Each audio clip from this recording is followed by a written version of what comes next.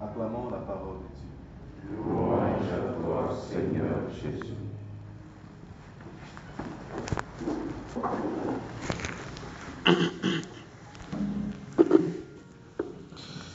Nous avons pratiquement le même évangile que nous avons eu dimanche, sauf qu'aujourd'hui il y a une introduction qui n'avait pas été lue dimanche.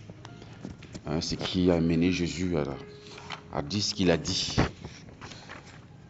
Il était dans le temple, il faisait les va-et-vient. Et peut-être il faisait les va-et-vient parce qu'il faisait froid, parce que c'était l'hiver. Il voulait un peu voilà, que son corps chauffe un peu, c'est possible, je n'en sais rien. Mais toujours dit que les Juifs lui ont posé la question, mais combien de temps vas-tu nous garder en haleine, puisqu'on soupçonnait déjà, et même il a dit plusieurs fois, je suis le Fils de l'homme, je suis descendu du ciel, Dieu est mon Père, et tout ça. Donc voilà, ça signifiait un peu ce qu'il était, c'est-à-dire le Messie. Et donc il pose la question à Jésus, mais combien de temps vas-tu nous garder en haleine?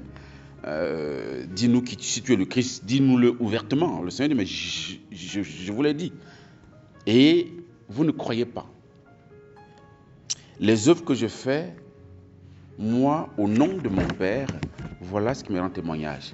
Mais vous ne croyez pas. Parce que vous n'êtes pas de mes brebis. Vous voyez? Pour rentrer dans le mystère de Christ, il faut croire. Il faut croire. Il ne s'agit pas d'une acquisition, bien d'une entrée qui se fait par la connaissance. Bien sûr, la foi est une connaissance, mais une connaissance qui est donnée, une connaissance qui consiste à croire, même avant de chercher à comprendre. C'est ça le mystère de la foi. Il ne s'agit pas de comprendre pour croire. Si vous avez compris, si vous voulez chercher à comprendre pourquoi, vous ne croyez jamais en Dieu. Parce que Dieu il est inconnaissable. En fait, il est, bien sûr, il s'est fait manifester, il s'est révélé, mais il est inépuisable de connaître Dieu. Enfin, il est impossible de connaître Dieu. Parce qu'il est Dieu. Il est mystère par excellence. En même temps, il est simple, mais en même temps, il nous dépasse. Et donc, il faut, comme disait saint Augustin, croire pour comprendre et comprendre pour croire. Donc, ils ne veulent pas. Et Jésus fait même recours à ses œuvres. Mais bon, d'accord, vous voyez un homme devant vous, c'est sûr, donc c'est compliqué pour vous de croire que cet homme-là est le Fils de Dieu, est Dieu. Mais au moins, regardez les œuvres. Qui a fait ça avant moi? Ce sont des œuvres qui signifient que je ne peux faire ça qu'avec le nom de Dieu. Ou bien, je ne peux faire ça que si je suis Dieu. Mais, bon, ils n'arrivent pas à rentrer dans la foi. Pourquoi ils n'arrivent pas à rentrer dans la foi? Parce que ils sont fermés. Ils se comportent non pas comme des brebis, mais comme autre chose. Et puis, Jésus va dire, mes brebis, écoute ma voix. Ils discernent dans ma parole que je suis de Dieu. Moi, je les connais et elles me suivent. Et dimanche, je disais par rapport à ça qu'il serait intéressant que nous comprenions ce que signifie une brebis. Et pour mieux comprendre ce que signifie une brebis, il faut peut-être regarder le contraire. Si on reste dans le monde n'est-ce pas, des bovins, et si on reste aussi dans la Bible, puisque dans Matthieu chapitre 25, verset 31 et suivant, Jésus parle des derniers temps, le discours des derniers temps. Il a dit qu'il mettra les brebis à sa droite et à sa gauche ce qui? Vous vous souvenez? Les chiens? Non, pas les chiens. Les chèvres? Non, ce n'est pas exactement comme ça. Des boucs. Des boucs à sa gauche. Ce sont des boucs. Donc on peut dire intention, puisqu'il y a séparation entre les deux. Les brebis sont celles qui vont hériter de la joie de son père, du paradis et tout ça. Mais les boucs qui sont à sa gauche vont aller en enfer. C'est ce qu'il dit, c'est pas moi qui dis. Et donc, ces gens-ci se comportent comme des boucs. Et un bouc, je le disais dimanche, a 3 caractéristiques. Il a les cornes. Vous voyez? Un bouc a les cornes. Et les cornes sont symboles de l'orgueil. Symbole de la suffisance. Symbole de la dominance. Je me suffis, je suis capable de me défendre, je suis capable de m'en sortir. Et on le voit bien avec les boucs. Vous connaissez les boucs. Et ils ne tiennent pas tranquilles. Ils sont très violents, ils attaquent même. Même quand l'autre dépasse lui, il s'en fout, il fonce avec ses cornes. Voilà. Ils sont orgueilleux quelque part. Dont les cornes en est le symbole. Et puis ils ont autre caractéristique, ils ont une barbiche là, ils ont une barbe. Ils ont une barbe. Bon. Les hommes qui gardent les barbes là, tant pis. Bon. En tout cas, c'est pas mauvais, n'est-ce pas, d'avoir la barbe. Mais en tout cas, ils ont la barbe. Et donc du coup,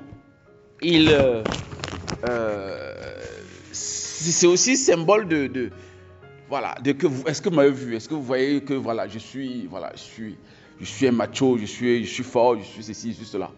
Et puis la troisième caractéristique, ça c'est terrible, c'est l'odeur. Les boucs sentent. En tout cas, vous qui sentez, parce que moi je ne sens pas. Dieu m'a préservé de sentir les odeurs de ce monde. Peut-être pour que je sente uniquement les odeurs du ciel. Quand sera le temps. Priez pour moi pour ça, pour que je puisse y arriver. Donc, il paraît que son odeur est tellement forte, est tellement terrible, que c'est insupportable. Vous voyez? Donc, comme ça là, c'est compliqué. C'est compliqué. Alors que la rencontre avec le Seigneur nous amène, comme dit Saint Paul, à être la bonne odeur du Christ. À répandre le parfum du Saint-Esprit autour de nous. Et la brebis correspond à cela. Parce que la brebis aussi a 3 caractéristiques. Et là, nous devons voir si on se situe dedans ou pas. En tout cas, nous, on devrait, parce que nous, si on est ici, on est tous chrétiens, sinon il y a un problème. Voilà. Donc la brebis est de nature calme. C'est-à-dire, c'est la conversion, c'est l'opposé du bouc. Le bouc est toujours agité. Toujours agité.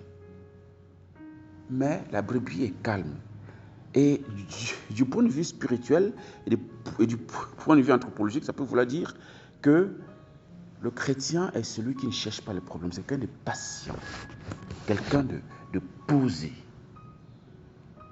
qui ne va jamais, qui ne jacasse pas.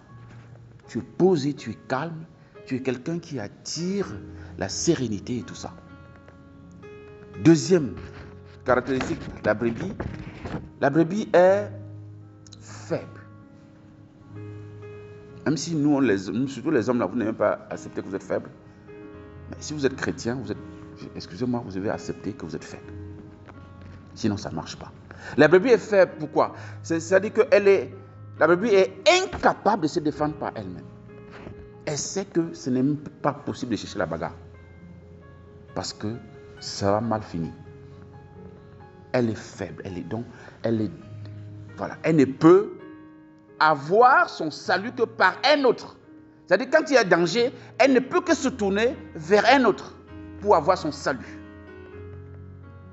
Et autre là avec grand A, si on est chrétien, c'est-à-dire vers Dieu et Dieu seul. Seigneur, je ne suis rien. Et Jésus va même dire, Jean chapitre 15, verset 5, sans moi, vous ne pouvez rien faire. C'est-à-dire que vous êtes faible, vous ne pouvez même pas vous en sortir sans moi. Vous avez besoin de moi. Et c'est ça la caractéristique d'une brebis. Une brebis, c'est que sans Dieu, elle ne peut rien. Et si le chrétien, si nous, on n'a pas conscience de ça, c'est le commencement de la fin. On n'aura pas besoin de Dieu. Et donc Dieu, il s'occupe des faibles. C'est pourquoi dans la Bible, les privilégiés de Dieu sont de 3 ordres. D'accord? Ce sont les étrangers, ou bien les immigrés si vous voulez.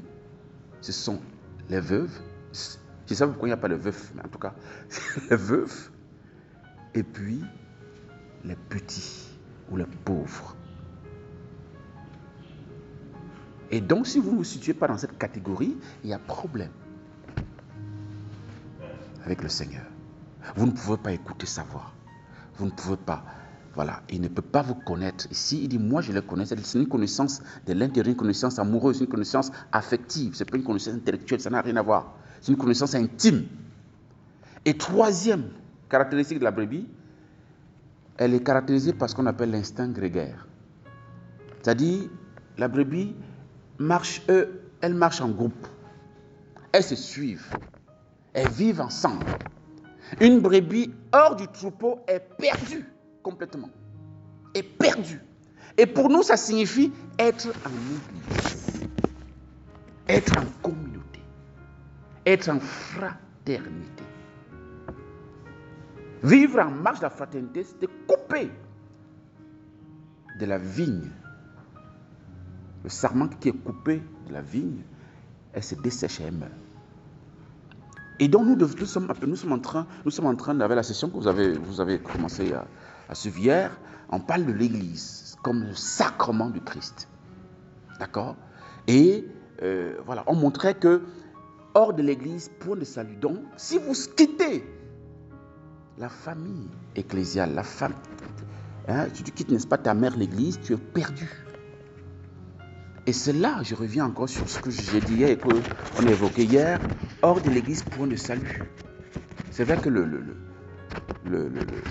Père Jean-Paul vous a dit hier, il a donné un aspect de cette définition, de la compréhension de cette définition, mais il y en a 2 autres que je crois un peu évoqué hier.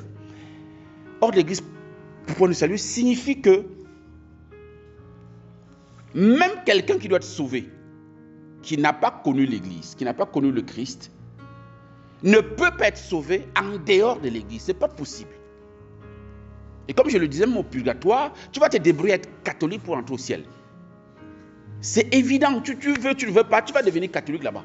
Donc tu ne peux pas être sauvé en dehors de l'Église. Ce n'est pas possible. Puisque c'est à l'Église que le Christ a confié le dépôt de tous les moyens de salut. C'est dans l'Église, ce n'est pas en dehors. Même un protestant qui vit saintement, quand il va quitter la terre, au purgatoire, il deviendra catholique avant d'entrer au ciel. Parce qu'il ne peut pas ne pas aller au purgatoire, on l'a dit hier. D'accord? Troisième chose, hors de l'Église, point de salut, c'est, regardons le Christ, simplement. Le Christ, c'est quoi par rapport à l'Église? Qui est le Christ par rapport à l'Église? Si on considère le corps, il est quoi? Il est la tête. La tête. Si le Christ qui est la tête et dont les membres sont l'Église, d'accord? Le reste des membres, c'est l'Église, c'est nous. Et comme il est dit, je suis la porte, on ne passe que par moi. Et je suis le chemin, la vérité et la vie. Ça veut dire que tu ne peux pas ne pas passer par le Christ qui est aussi l'Église. Parce que l'Église, c'est son corps. L'Église est épouse du Christ. Et on ne sépare pas ce que Dieu a uni. Ce n'est pas possible. Donc si tu passes par le Christ, tu es obligé de passer par l'Église. Tu n'as pas le choix. Ce n'est même pas possible. Donc, voilà, intégrer ça et essayons de travailler de manière à rester en famille. Rester en famille, c'est rester dans l'Église. D'accord? Et nous devons bien sûr aussi œuvrer pour que, voilà, beaucoup aussi viennent en famille, ceux qui sont en dehors. Nous avons du travail à faire dans l'ordre de l'évangélisation, dans l'ordre de l'exhortation et même surtout dans l'ordre du témoignage de vie. Comportons-nous comme des brebis pour être capable d'écouter la voix du berger et d'être aimé de lui, et suivons-le là où il nous conduit, au grand pâturage. Amen.